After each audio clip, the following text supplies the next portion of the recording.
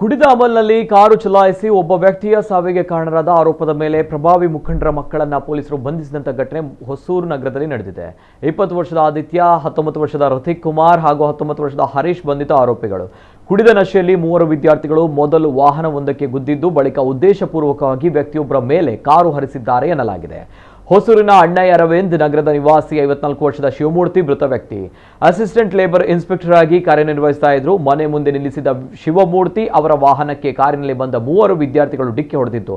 ಇದರಿಂದ ಕೋಪಗೊಂಡಂತಹ ಶಿವಮೂರ್ತಿ ಮತ್ತು ಕುಟುಂಬಸ್ಥರು ಹೊರಬಂದು ಪ್ರಶ್ನಿಸಿದಾಗ ತೀವ್ರ ವಾಗ್ವಾದ ನಡೆದಿದೆ. ಆ ವೇಳೆ ಆರೋಪಿಗಳು ಕಾರನ್ನ ಏಕಾಏಕಿ ಮುಂದೆ ಚಲಾಯಿಸಿ ಶಿವಮೂರ್ತಿ ಮೇಲೆ ಹರಿಸಿದ್ದಾರೆ ಎನ್ನಲಾಗಿದೆ.